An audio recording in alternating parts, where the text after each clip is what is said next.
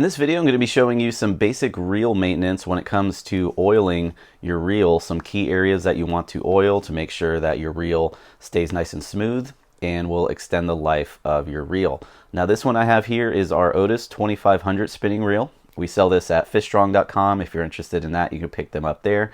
And keep in mind, if you're one of our insider members, you do get a good discount on all gear and tackle, so be sure to take advantage of that. Now the oil, first off, that I have here, this is Lew's Super Duty Reel Oil, Speed Lube. You can really use any type of reel oil that you can find at Walmart or sporting goods store, but I like that it has this thin needle so you can get some precise application with the oil onto your reel. Now, some key areas. First, I start with the reel handle itself, where the reel handle knob actually spins. That joint right there, you want to put a dab of oil in there and then spin the knob quite a bit just to get that oil into that area. And then next, if your reel happens to have a joint on the arm, I'll put some oil on that as well. And then I'll take the actual handle off and then put some oil on the bearings.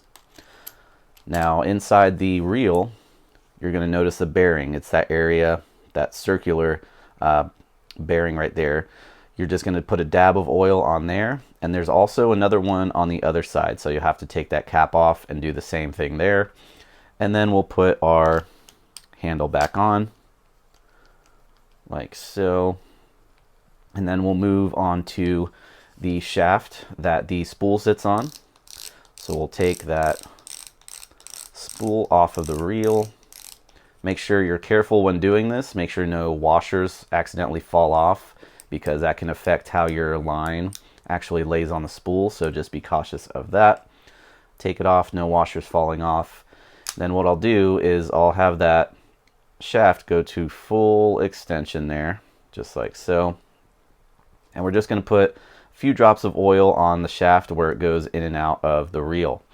After we do that, next I like to do the line roller, and not the roller itself. You don't want oil getting on your line, but you'll notice some reels there might be a little gap there, and inside there's going to be a bearing, so you just put a drop of oil in there, or you can actually take it off. Some reels just have a screw. You can undo that screw. Be careful taking it off so that parts don't fall all over the place, but you can take it apart, clean it thoroughly, and oil it that way as well. Now keep in mind, all these areas are to be oiled, not grease. Grease is for the inside. Grease, just think of the letter G, grease gears. That would be for the inside of the reel. Now I don't recommend opening up these reels because you can cause more harm than good. If you need it to be fully cleaned and serviced, I would take it to somebody that can do it for you, that knows what they're doing.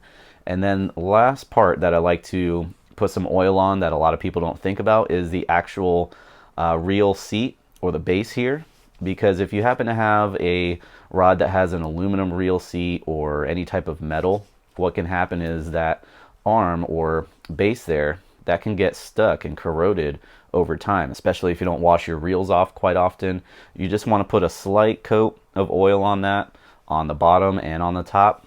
That way it doesn't get stuck to the reel seat on your rod. So very simple maintenance there to keep your reel running nice and smooth. Again, if you're interested in this reel here, we do have it at fishstrong.com. You can pick it up there, and insiders, be sure to take advantage of that discount to get the most savings on the tackle that you need. And if you're not an insider member, missing out on a lot of good savings for all that tackle that you might need out there on the water. So if you have any questions or comments, please feel free to drop them down below.